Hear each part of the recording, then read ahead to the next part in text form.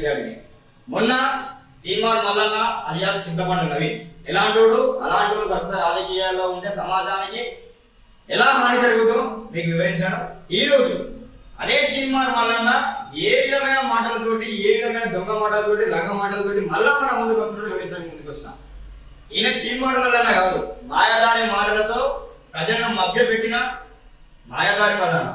ఈయన దొంగ మల్లన్న, ఈయన లంగ మల్లన్న, దండిగా దంచుకున్న దగాకోరు మల్లన్న. మొన్న ఈయన వేసిన ఎమ్మెల్సీ నామినేషన్ లో ఈయన కొన్ని ఆస్తులు ప్రకటించిండు. ఈయన ఆస్తుల్ని ప్రభుత్వానికి రాసిస్తున్నా అని చెప్పిండు. అది ఎందుకు చేసిండు అంటే, వీళ్ళ కాంగ్రెస్ పార్టీ స్ట్రాటజిస్ట్ అయిన సునీల్ గంగూరు ఈయన చెప్పింది ఏంటిదట అంటే, నువ్వు 100 కోట్లు సంపాదించామని జనాలు అనుకుంటారు, అది మార్చుకోవడానికి లేకపోతే ప్రజల్ని మభ్యపెట్టి మళ్ళీ దొంగ మండలతో ముందుకు రావడానికి ఏదో ఒకటి చేయాలి అంటే ఈయనకున్న 1.25 కోట్ల ఆస్తిని ప్రభుత్వానికి ఇస్తున్నా అని చెప్పి మనం ముందుకు వచ్చింది.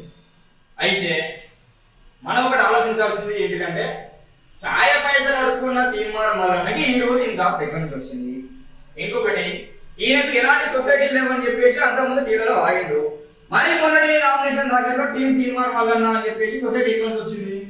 నీకు 1.25 కోట్ల ఆస్తి ఉంటే నీకున్న కార్లు 8 కదా, 8 కార్ల ఉన్న 22.5 కోట్లు కదా, నీకు ఇవన్నీ ఎక్కడి నుంచి వచ్చినాయి? నువ్వు ప్రజలకు సమాధానం చెప్పాలి. ఇలాంటి అన్ని దొంగ మాటలతోటి, లంగ మాటలతోటి ముందుకు వచ్చి ప్రజల్ని ఆ రోజు మోసం చేసినా వాడు ఈ రోజు మోసం చెప్పి వస్తాను. ఎంతో మంది దగ్గర దండుకున్నావు, ఎంతో మంది దగ్గర దోసుకున్నావు. ఏ రోజు వచ్చి ప్రచారం చేస్తాను. నిరుద్యోగుల్ని మోసం చేసింది, గ్రాడ్యుయేట్ మోసం చేసింది ఫస్ట్ నువ్వే, ఒకటి మోసం చేయలే. ప్రజలారా ఒకటి గుర్తుంచుకోవాలి, గ్రాడ్యుయేట్ సోదరులారా ఒకటి గుర్తుంచుకోవాలి. ఏంటిదంటే, ఈ రోజు ఇన్స్టిట్యూషన్స్ దగ్గరికి వచ్చిండు, మీ మీద జబ్బలమైన షేర్ చేసి మాట్లాడతాం.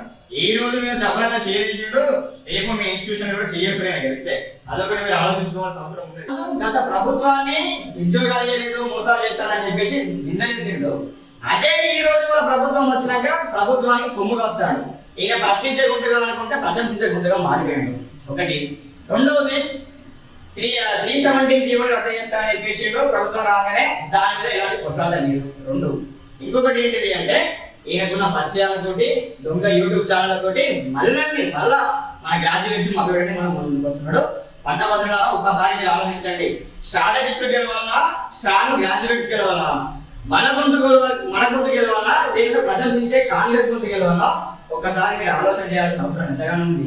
నేను ఒకటే చెప్తున్నా, నా పోరాటం జర్నలిజం ముసుగులో జనాన్ని మోసం చేస్తున్న తీన్మార్ మల్లన్న మీద. నా పోరాటం జర్నలిజాన్ని వాడుకుంటూ సొమ్ము చేసుకుంటున్న దొంగ మల్లన్న మీద. నా పోరాటం తన స్వార్థం కొరకు జర్నలిజం విలువల్ని తొక్కేస్తున్న తొండి మల్లన్న మీద. మీరందరూ కూడా కళ్ళు తెరవాల్సిన అవసరం ఉన్నది. ఈ గ్రాడ్యుయేట్ ఎన్నికల్లో తప్పకుండా ఇలాంటి దొంగగాళ్లకు, లంగగాళ్లకు సమాధానం చెప్పాల్సిన బాధ్యత ఎంతో ఉన్నది. గ్రాడ్యుయేట్స్ ఒక్కసారి ఆలోచన చేయండి. ఈ ఎన్నికల్లో ఎవరు మనకు మంచి చేస్తారు, ఎవరు మనల్ని ఆదుకుంటారు, ఎవరు మన గొంతై అసెంబ్లీలో, శాసన మండలిలో గర్జిస్తారో ఒక్కసారి మీరు ఆలోచన చేయండి. ఉన్న 30 అభ్యర్థులలో ఎవరైతే మన కొరకు కొట్లాడతాడు, మనకు అందుబాటులో ఉంటారు, మన కొరకు ఎక్కడికైనా వచ్చి మాట్లాడగలుగుతాడో అలాంటి ఎన్నుకోవాల్సిన అవసరం ఉన్నది.